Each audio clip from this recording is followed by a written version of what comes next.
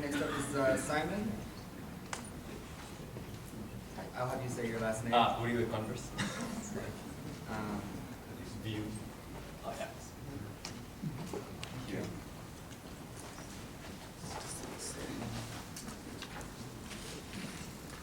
All right. Good morning, everyone. If you are a person who likes to tweet during talks, feel free to do that. My handle.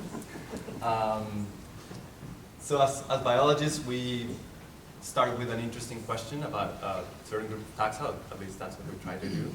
And once we have that question formulated, we quickly start thinking about the data we're going to generate and the methods and the analysis we're going to do. But in this genomics era that we're in, the question of generating data has become a lot more difficult to answer because we have a lot of methods to choose from. So you can do stuff like microfluidics PCR, GBS or RAT-seq like Ben did, sequence capture, transcriptomics, etc. And all of these methods are really great. They produce large amounts of data quickly, effectively, cheaply. However, we still have large amounts of data from the Sanger days. And there's really valuable resources like GenBank where all those data are deposited. And I'm sure that you or your PI don't want to throw those data away. They were so hard and time-consuming to generate.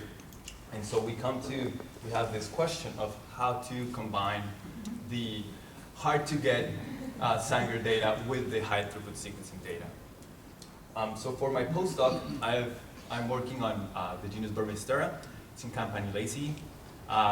It was described by the Colombian botanist José Triana in 1854. Currently, there's 116 species, more or less, distributed from Guatemala to Peru in the cloud forest. These are understory shrubs. And then we see that most of the diversity, around 50% of the species, are in Colombia and Ecuador. And then in 1943, there's the first taxonomic treatment by Wimmer, where he described two sections based on morphology, section Verbatim and section Imberberis. And he did it mostly using the presence or lack of hairs at the anthers. And so the flowers in Burmeistera are mostly green, predominantly pollinated by nectar-feeding bats in the family Phylogenetic. Here are two examples of pollination in action by two species of Anura. And my postdoc advisor and some of his students have studied the pollination biology of a lot of these species very carefully.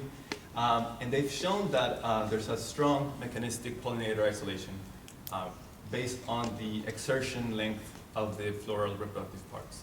And so what this means is that two different species will place the pollen in different spots of the bat's head, very precisely.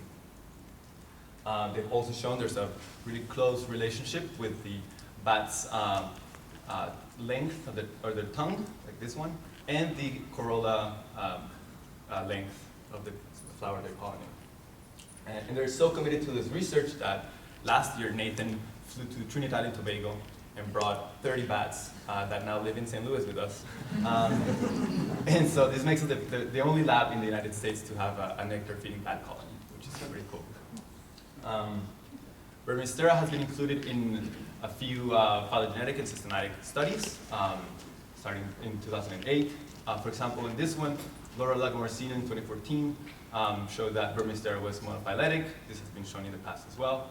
And that it's closely related to Centropogon and Cyphocampulus, and that along with these two other genera, they make up for 50% or so of the Lopilioideae family, subfamily of Campanulaceae.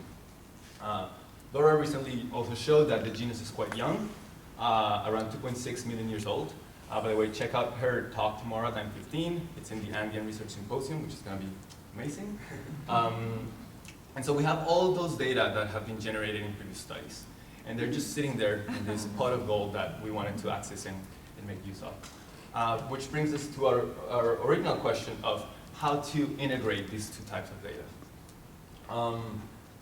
For Burmeistera, we have around 200 accessions in GenBank from 7 chloroplast loci. And then in our, we sequenced 19 shotgun libraries that we're using for some capture sequencing experiments, and that we also use to assemble 19 complete or almost complete plus genomes. And so the first approach we took was the everything approach. So we assembled our plastoms and then assembled those 7 Sanger loci to the plastoms, and those are in those color boxes. And this matrix gave us around 50 species in the genus. Now, you quickly notice that there's a lot of missing data in this matrix. 7 loci are only around 7% of the plastom, so we're talking about a matrix with 93% missing data, and large amounts of missing data have been shown in the past to adversely affect phylogenetic inference. Nevertheless, we went ahead and built a tree. You can read the tips, but there's 3 things that I want you to notice. Burmeistera was recovered as monophyletic, no surprise there. There's this weird-looking clade here, and it's actually comprised of species that have the most amount of missing data, 1 or 2 loci. And support at the backbone is extremely low. So definitely something going on with the missing data. Didn't like this tree. What can we do to fix it?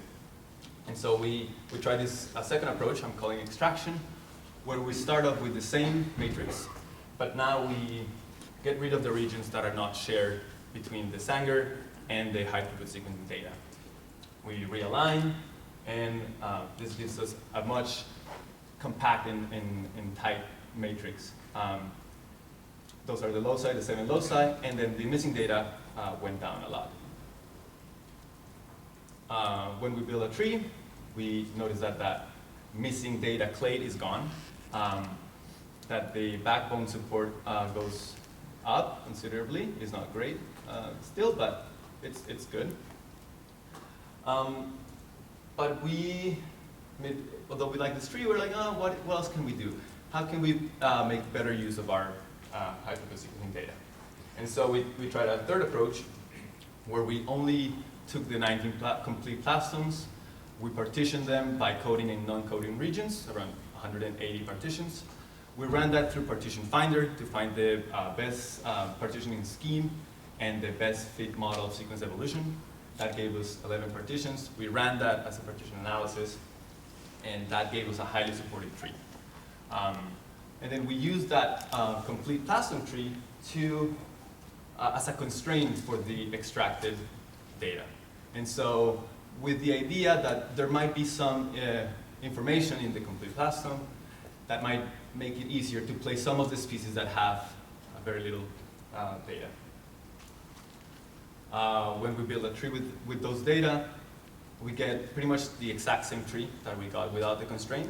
We were not extremely surprised, but a little bit, because there's a recent study by Anna Williams in Acacia where they did this approach and they got a lot better support and a better tree. So, but nevertheless, we started to use this tree to infer some things on Burmeistera. First thing is the taxonomic sections are not monophyletic. No surprise there. This has been shown since 2008. But we start seeing some resolution in the genus.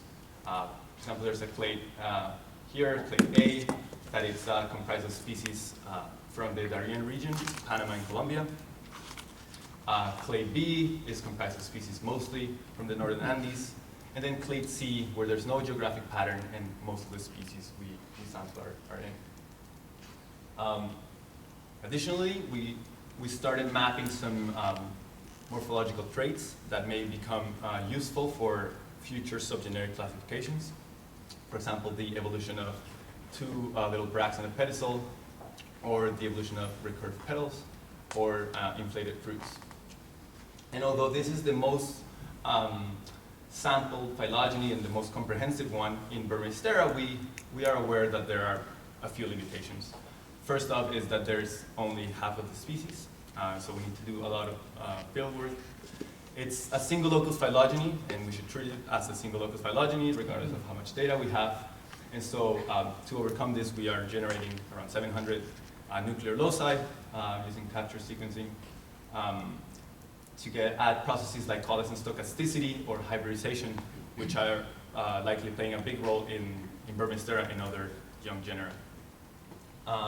And with this, I would like to acknowledge my lab, Michael McCain from Bioinformatic Help, and sources of funding. I'll take any questions.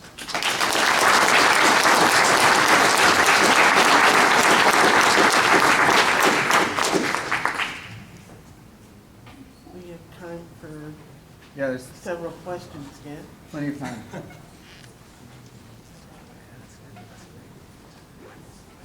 Yeah. What is the pattern of floral tube evolution or pollinator syndrome shifts? Can you infer that from the tree with the missing data? No, not yet, but we are working on that. And yeah, we don't know if pollinators are driving speciation or not, or is it the other way around. It's too early to say anything really. We don't have a good tree to infer anything. Yes. That really long branch missing data clade, do the relationships, does that clade show up and the long branch just disappears, or does that whole thing? The whole thing splits apart, yeah. So it's completely driven by the missing data phenomenon.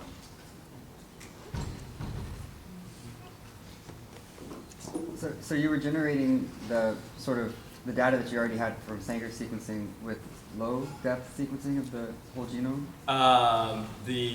The Sanger sequence that I had was That you had the previous Sanger sequencing. well, that was just regular Sanger sequencing from Yeah. other papers, and so we just extracted those same loci from the high-throughput sequencing. Okay, but I was wondering like what kind of depth you had generated with the high throughput sequencing. Because the Sanger sequencing data should be much more. You should be much more confident of your. Right. Yeah. base. Well, no. These plasms have a lot of depth, so we feel very confident with the loci, like our assemblies. That's what we're getting at. Yeah. Okay. Good. Yeah.